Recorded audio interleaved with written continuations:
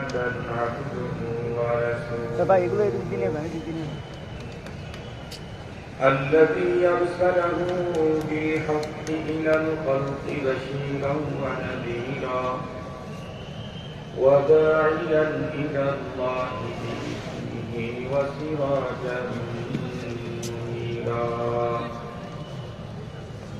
أما بعد فأعوذ بالله من الشيطان الرجيم بسم الله الرحمن الرحيم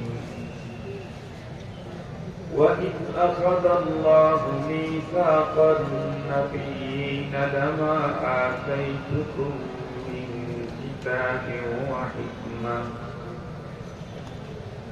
ثم جاءكم رسول مصدق لما معكم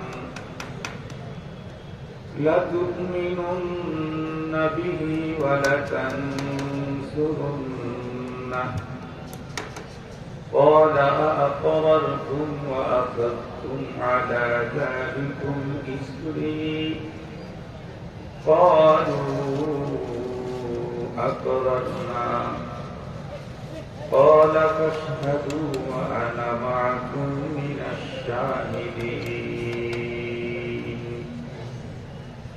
وقال نبينا وصفينا وحبيبنا صلى الله عليه وسلم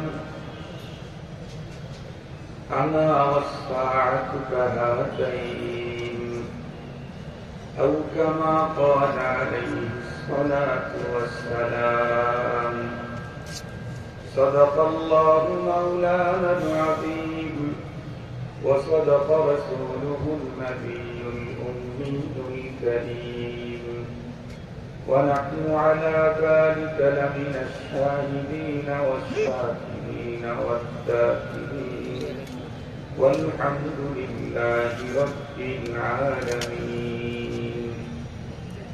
اللهم صل على سيدنا مولانا محمد وعلى آله وأصحابه وبارك وسلم اللهم صل على محمد النبي الأمي وعلى آله وسلم تسليما اللهم صل على محمد وأنزله المقعد المقرب عندك يوم القيامة يا رب صل وسلم دائما أبدا على حبيبك خير الخلق كلهم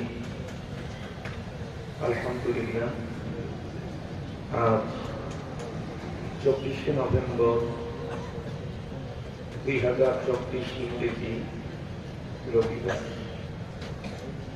কুমিল্লা জেলা কওমি মাদ্রাসা পরিষদের উদ্যোগে আয়োজিত 32তম সালানা আন্তর্জাতিক ইসলামী মহাসম্মেলনের সাবে ইজলাস সম্মানিত সভাপতি মুআজ্জাজ হযরত বুজুর্গ উলামায়ে কেরাম বিভিন্ন দ্বীনি মাদারিস থেকে আগত আজিজ তালাবা বিভিন্ন অঞ্চল থেকে সমাগত সম্মানিত সুধী সর্বপ্রথম মহান আল্লাহ পাকের দরবারে আলিশান লাখো কোটি শুকর যে রব্বে করিম অত্যন্ত দয়া করে মায়া করে ভালোবেসে আমাদের হায়াতকে দীর্ঘায়িত করে আজকের এই মুহূর্ত পর্যন্ত সুস্থ সবল রেখে দুনিয়ার শত ব্যস্ততাকে পিছনে ফেলে রেখে দ্বীনের নিসবতে কোরআন পাকের মুহাব্বতে আহলুল্লাহদের মজলিসে আমাদেরকে শিক্ষকের তৌফিক দিয়েছেন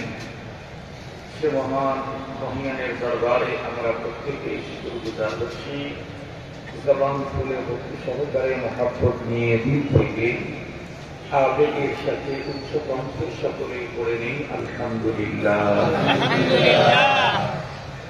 মুহতারাম হাজিরিন, আমাদের কওমি মাদ্রাসা পরিষদের এই প্রোগ্রাম দিন শুরু হয়েছে। বাদাল মাগরিব আমাদের মজলিসে বয়ান পেশ করেছেন আওলাদে রাসূল মাহফিল সম্ভবত এসব পরে চলবে। তশরিফ আনলেন দেশের খ্যাতিমান শীর্ষস্থানীয় হযরত উলামা মাশায়েখ। আমরা যারা মাহফিলকে কেন্দ্র করেই এসেছি, বাইরে সময় নষ্ট করার চাইতে যেখানে বসে কথা শোনার সুযোগ হয়, মাহফিলের সাথে ইত্তেসাল বজায় রেখে দ্বীনি আলোচনাটা শোনাই বুদ্ধিমানের কাজ। অনেক সময় দেখা যায় যে প্রচুর পরিমাণে মানুষ দ্বীনি মাহফিলকে লক্ষ্য করে ঘর থেকে, বাড়ি থেকে, নানা কাছ থেকে ফারেক হয়ে আসে, কিন্তু মূল কাজে অংশ নেওয়ার খুব বেশি সময় পায় না। এদিক সেদিক ঘোরাঘুরি এসে আল্লামা শেখ সাদি ওনারে একজন জিজ্ঞেস করেছিল, আপনি এত বড় হলেন কি করে? উনি বলেছিলেন, দুইটা সিফতের মাধ্যমে আল্লাহ আমাকে বড় করেছেন। একটা হলো, আমি যদি একটা কথা ৯৯ বার শুনেছি, সেই কথাটাই আর একজন বলা শুরু করতে এখন শুনলে ১০০ বার হবে, মানে শোনার সেঞ্চুরি হবে। জীবনের প্রথম বক্তব্য যেই গুরুত্বের সাথে শুনেছি, ১০০ বারের বেলায় সেই গুরুত্বের সাথে শুনেছি, যেটা বর্তমান সময়ে আমাদের ভিতরে খুব নায়া পাওয়াই যায়। অনেক সময় এমন হয় যে হুজুর একটা আলোচনা শুরু করছেন মাত্র, এরপরে উনি কি বলবেন কোন পর্যন্ত যাবেন না, ওই শব্দটা ওনার পরিচিত, বাস উনি ওনার তাওয়াজ্জু এখন অন্যদিকে নিয়েছে। এই চরিত্র আমাদের জাহালতকে বাড়ায় দিবে, এই স্বভাব আমাদের মূর্খতাকে ত্বরান্বিত করবে। এজন্য কথা, যখন যে বুজুর্গ, যে আলিম আমাদের সামনে আলোচনা করবে, গুরুত্বের সাথে শুনতে থাকা। একই হাদিসের বর্ণনার শব্দের ভিতরেও তারতম্যের কারণে মানুষের হেদায়েতের ফয়সালা হয়েছে, বর্ণনার ভঙ্গিমার কারণে মানুষের জীবনের ইনকিলাব ঘটে। ঘটনা একটাই, কথা একটাই, উপস্থাপনা ভিন্নতার কারণে আসরের ভিন্নতা হয়। উপস্থাপনার ভিন্নতার কারণে আসরের যে ভিন্নতা হয় তার জ্বলন্ত প্রমাণ আমি আমার তারই ইন্তেকাল করলে আমার ভগ্নিক কিছু আলে তার জানাজার নামাজে গিয়েছি, আমার গ্রামের থেকে একটু দূরে। ওই নামাজ জানাজাতে উপস্থিত হয়েছেন ওই অঞ্চলের সবচেয়ে বড় একজন মুহাদ্দিস আলেম, যিনি আমাদের প্রস্তাব সভাপতি। জানাজার নামাজ হওয়ার পরে গ্রামের পাবলিক সকলেই ইন্তজারে আছেন জানাজার পরে সম্মিলিত দোয়া করবে। সবাই ইন্তজারে, হুজুর সবার শেষে গেছেন, ভিড় যখন কমছে তখন হুজুর মাটি দিতে গেছেন। তো হুজুর কাপড়ের কাজ শেষ করে যখন আসলেন, লোকেরা ধরছে, হুজুর একটু মনোযোগ দোয়া করেন। হুজুর বলছেন যে জানাজার নামাজের পরে আর কোন দোয়া মনোযোগ নাই, আপনারা যার যার মতো চলে যান। এই কথাটাই সাধারণ মানুষ এটা নিতে পারে। সাথে সাথে কিছু মানুষ সমালোচনা শুরু করলো, আমি পাশে দাঁড়িয়ে আছি। এক পর্যায়ে তারা বলতে বলতে এতটুকু পর্যন্ত আগায় গেল, তারা বলল যে এই মোল্লারা এখন মোনাজাত উঠাইয়া দিচ্ছে, কিছুদিন পরে বলবে জানাজা করা লাগবে না, এমনিতেই পুঁতে রাখো। এটা পাবলিকের মন্তব্য ওখানে বলা শুরু করত। এত পর্যায়ে দেখি যে বড় ধরনের একটা গন্ডগোলের মতো। আমি তখন আস্তে করে একটু সামনের দিকে আগে গেলাম। আগে আগে বললাম, ভাই আপনারা এমন কি করছেন কেন? আসছেন একজন মানুষকে দাফন করতে, আপনাদের এই উচ্চ বাচ্চমের গাছ, এটা তো ভালো না। এখন তো মানুষ তো কমপক্ষে দিকটা নরম হওয়ার কথা। ওই লোকগুলি তখন অশিক্ষিত মানুষ, সারা জীবন করে আসছে, যেটা তার বিরুদ্ধে কোনো কথা মেনে নিতে পারে না সহজে। তো ওনারা তখন বললেন, হুজুর এই এই এই এই অবস্থা, আমি তো সব দেখতেছি শুনতেছি, আমি সেখানে হাঁটতেছি। পরে আমি ওনাদেরকে বললাম যে আপনারা একটু শান্ত হবেন কি? হুজুর শান্ত। তো ওনাদেরকে শান্ত করতে চাইলে একটাই, সেটা হলে সবাইকে নেব। এছাড়া তাদেরকে এই মুহূর্তে শান্ত করার কোন পথ নাই। এটাকে বড় ধরনের হিসিং হবে, দুই গ্রুপ হয়ে যাবে, হুজুরের পক্ষে বিপক্ষে, যেটা বাংলাদেশে হয়ে থাকে। পরে আমি ওনাদেরকে বললাম যে শুনে, আপনারা সবাই এগিয়ে আসেন, আপনাদেরকে নিয়ে আমি বলব। সব লোক তখন বলতেছে, হ্যাঁ হ্যাঁ, এটা আমাদের বড় হুজুর আসছে, ওই হুজুর এসে গেছে, বড় হুজুরকে দিয়ে এখন আমরা দোয়া করি। খুব খুশি। খুব যখন খুশি হয়, আমার যখন মতাকিদ হয়ে গেল, আমি তখন হযরত ইউসুফ আলাইহিস সালামের সুন্নতের উপরে আমল করলাম। ইউসুফ আলাইহিস সালামকে বন্দিশালার ভিতরে তার বন্দী সাথী তাদের স্বপ্নের তাবির জানতে চেয়েছিল।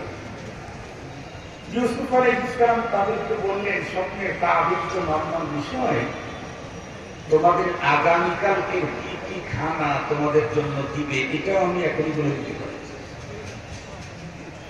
এই কথা বললে ইউসুফ পয়গম্বরের তাদের ইতিকাদ আরো অনেক গুণে বেশি কমে যাবে।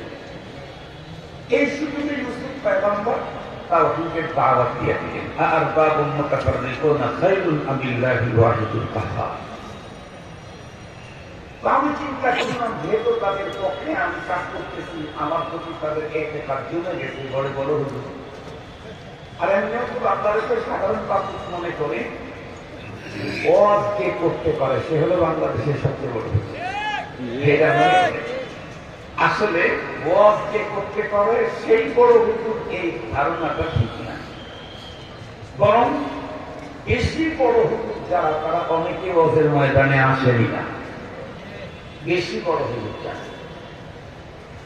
হ্যাঁ, খুব কম সংখ্যক আছে হুজুরও বড়, বক্তাও বড়, এরকম খুব কম বাংলাদেশে। হুজুর ছোট, বক্তা বড়, এটা হলো বাংলাদেশে বেশি। হুজুর ছোট কিন্তু বক্তা বড়। তোমার পাবলিকের এই ধারণা। আমি বললাম, দেখেন, দোয়া তো করবো, তার আগে এক দুইটা মাসআলা শিখে যদি দোয়া করি, এই দোয়াটা তো বেশি কবুল হবে আল্লাহর কাছে।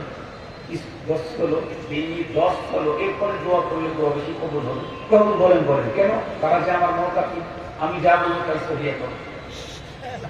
ওনাদেরকে তখন বললাম যে দেখেন, আমরা যে এই যে জানাজার নামাজ পড়ি, আমরা জানাজার নামাজ পড়ি, এই নামাজের আগামী ক্ষমতা আছে নাই? এই নামাজের কি রুকু সিজদা আছে? তো বলেন না, তাও নাই। কারণ বললাম, আপনারা আমরা যে নামাজ পড়ি, নামাজের ভিতরে কিছু ফরজ ওয়াজিব আছে না? আছে।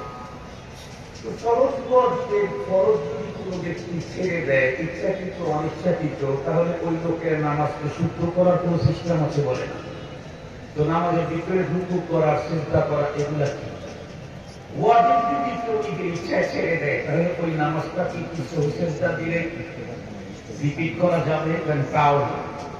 বললাম, রুকু কি আর সিজদা কি? তারা তখন বলতেছে, আমরা তো বুঝতেছি। আমি ওনাদেরকে বোঝাবার জন্য আমার মতো করে উপস্থাপন করলাম। বললাম, দেখেন, জানাজার নামাজ যেটা, এটা মূলত দোয়া বা সুরতের নামাজ। নামাজের সুরতে, কাইফিয়তে, এটা মূলত দোয়া।